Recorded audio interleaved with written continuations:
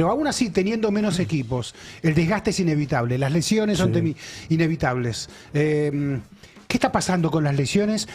¿Qué mundial estaremos viendo? Porque ya tenemos varias bajas, querido Fede Lamas. Sí, a ver, en el último tiempo, y tiene que ver también con el calendario apretado, hace muy poco nosotros hablábamos, entre otras cosas, con el profe Signorini, que también en este programa nos comentó lo que significa la cantidad de partidos apretados y con el calendario sumándose tanto por Copa Libertadores en América Latina, principalmente en Copa Libertadores más torneos argentinos, y lo que pasa en Europa también con la cantidad de partidos, también teniendo en cuenta la Champions League. Bueno, lo cierto es que de acá al Mundial, lógicamente, aparece ese fantasma de las lesiones para principalmente los mejores jugadores del fútbol mundial, que actualmente, entre otras cosas, están jugando en la Champions League y tienen que jugar a un cierto ritmo y a una cierta cantidad de partidos de acá a fin de año. Recordemos, a mitad de año, al Mundial. Recordemos que la Champions League se va a definir casi al final de mayo, cuando faltarían... El mismo día que se tienen que presentar las listas para el Mundial. Exactamente, entonces, en definitiva, son menos de 20 días para el arranque de la Copa del Mundo, con todo lo que eso significa en diferentes puntos. Por ejemplo, el estrés fisiológico y el estrés psíquico y el psicológico, mejor dicho, y lógicamente el estrés físico. Por eso, a ver, son varios los jugadores que ya se pierden la Copa del Mundo. Entre ellos tenemos una placa como para ver cuáles son los principales. A ver, desde ya hay 3 o 4 jugadores que son importantes. Rodrigo de España, que se pierde el Mundial por una rotura de ligamento. Jack Grealish, también ese es un jugador que hace un tiempo ya que sabíamos que se iba a perder la Copa del Mundo, pero no deja tampoco de sorprender ya en este último tiempo. A Argentina le pasó con Joaquín Panicelli, Juan Foyt, Valentín Carboni ya había quedado relegado, pero también es uno de los futbolistas que se pierde. Y después empieza a haber otros tipos de jugadores como Serge Gnabry de Alemania, que tuvo una rotura en el músculo aductor del muslo derecho. Ahí me quiero frenar porque, a ver, nosotros cuando empezamos a ver cuáles son las lesiones de los futbolistas, el principal temor que habíamos hablado la última vez tenía que ver con las roturas de ligamentos. Que eso fue lo que nos comentó, entre otras cosas, el profe Signorini, que nos decía que tenían que ver también con el estrés, la forma de jugar y cómo estaban desbalanceados el estrés físico. Pero ahí aparece otra situación, que es la rotura de los aductores, o sea, lo que tiene que ver con, ya estamos hablando de músculos. Hace muy poquito también Lamine Yamal tuvo una lesión que podría acercarse a ser una rotura. Está en duda para el Mundial, no es que efectivamente quedó descartado, sino que se espera que llegue con lo justo a la Copa del Mundo. Pero ahí ya empezamos a hablar de una situación que tiene que ver con la musculatura y principalmente con los desgarros. Son varios jugadores que...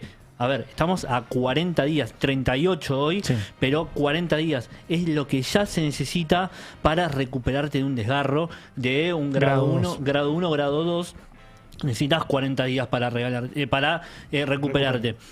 Y a partir de ello hablé con un kinesiólogo que es especializado en biomecánica, que se llama Juan Manuel Nus, que nos dio una opinión sobre el cuidado fisiológico del tema y después te cuento un poco más. Lo escuchamos.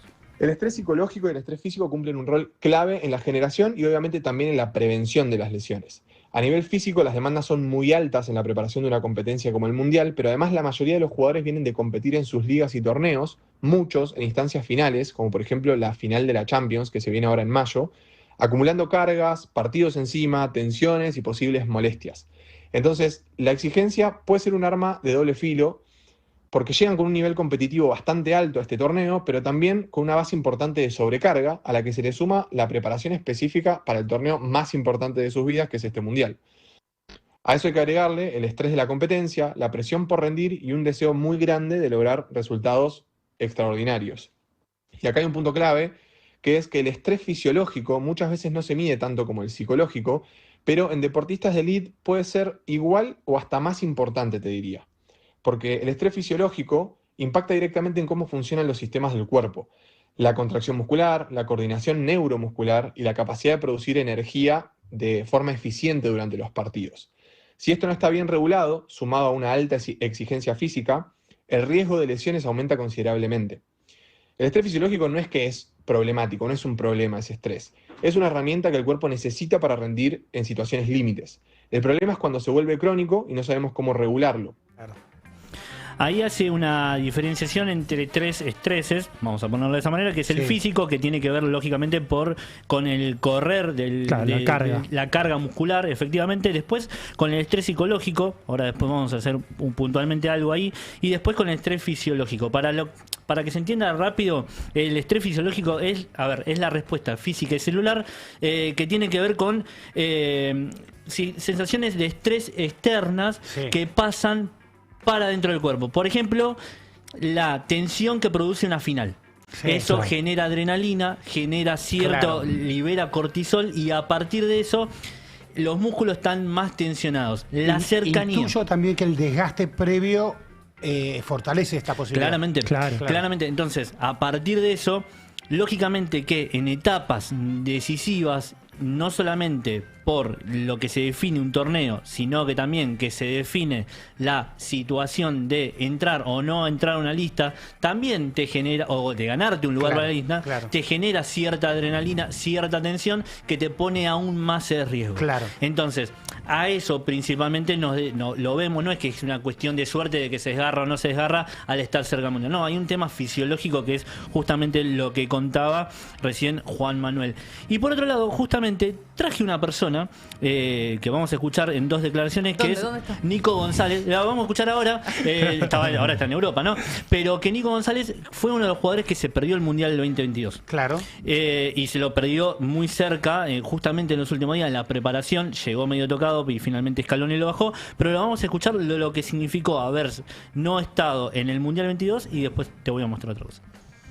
Perderse un mundial es lo más duro que le puede pasar en la carrera a un futbolista.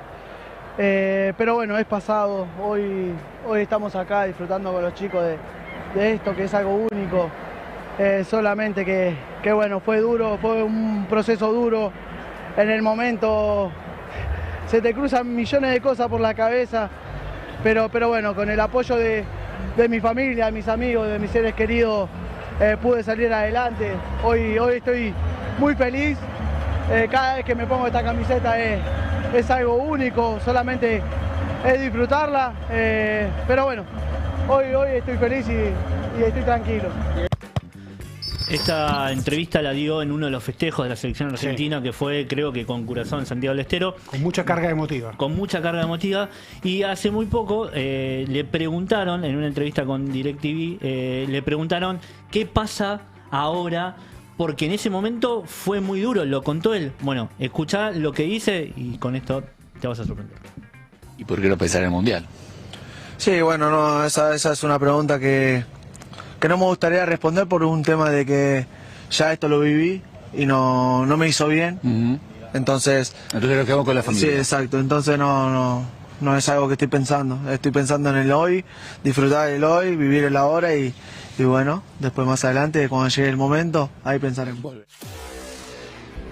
Qué bien. Ahí lo escuchamos a Nico González, que tiene una lesión en este momento. Está lesionado, Sí, sí. está recuperándose, pero lógicamente no quiero pensar porque me estreso, me preocupo, me genera más Sí, sí, dudas. sí. Y si Mindfulness, pi- chicos. Claro. No, Mindfulness. no, pero aparte, perdón, Lu, si pienso en eso, no te lo voy a decir públicamente. Claro. Porque Además. es medio inevitable que piensen eso, claro. Lógicamente. Pero no quiero formar parte de un debate que es más de ustedes, los periodistas. Yo no necesito ese debate periodístico. Ujú. No, y sobre todo también el entender que si se piensa cada vez más, también tus complicaciones te claro. lleva y Te cargas. lógicamente, y como bien decía Lu, el mindfulness, y el Dibu Martínez lo tomó el mindfulness como la base de, no solamente física, sino también mental, de llevar, de cómo encontrar tranquilidad en los momentos de tensión. Sí. En el Mundial, por ejemplo, él mismo lo ha dicho. Entonces, no tiene que ver con lo físico, pero sí tiene que ver con otro trabajo que tiene que ver con bajar las propias tensiones,